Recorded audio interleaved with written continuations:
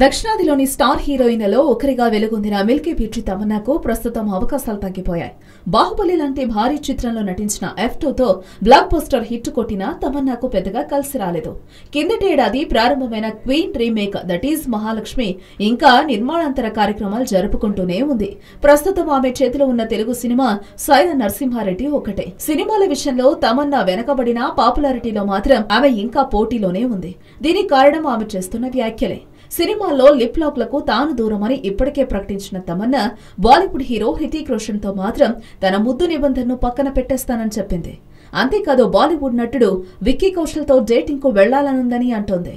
ఇటీవల ఓ English media సంస్థకి ఇచ్చిన ఇంటర్వ్యూలో డేటింగ్ కి వెళ్లే అవకాశం వస్తే ఎవరితో వెళ్తారు అని అడిగిన ప్రశ్నకు తమన్నా తడుముకోకుండా టక్కున సమాధానం చెప్పింది. విక్కీ కౌశల్ తో డేటింగ్ వెళ్లడానికి తాను సిద్ధంగా ఉన్నానంది. ఇక హృతిక్ రోషన్ కోసం తన ముద్దు నిబంధనను పక్కన పెట్టేస్తానని నవ్వుతూ చెప్పింది. ఆ తర్వాత మీటూ ఉద్యమం గురించి మాట్లాడుతూ వాటి గురించి మాట్లాడాలంటే చాలా ధైర్యం కావాలి, కానీ ఒక్కోసారి ఇదేదో ఆటలా మారిపోయిందని అనిపిస్తోంది. ఈ ఉద్యమాన్ని మరింత సీరియస్ గా తీసుకొనుంటే చిత్ర పరిశ్రమలో ఎలాంటి మార్పులు చూడాలనుకుంటున్నామో అవి చూసేవాళ్లమని వెల్లడించింది. అయితే దక్షిణాదిలో కాస్త అవకాశాలు తగ్గడంతో తమన్నా బాలీవుడ్ వైపు చూస్తోంది. ఈ మిల్కీ బ్యూటీ ఇప్పటికే 2-3 హిందీ సినిమాల్లో నటించింది. వీటిలో చెప్పుకోదగిన చిత్రం అజయ్ దేవగన్ హిమ్మత్ వాలా. తాజాగా మరో హిందీ సినిమాను అంగీకరించినా అది ఇంకా పట్టాలెక్కలేదు.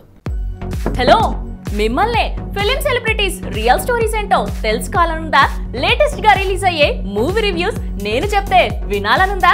ఇంకెందుకు ఆలస్యం, యోయో టీవీని సబ్స్క్రైబ్ చేసుకోండి. అలాగే మర్చిపోకుండా యోయో టీవీ యాప్ ని కూడా డౌన్లోడ్ చేసుకోండి.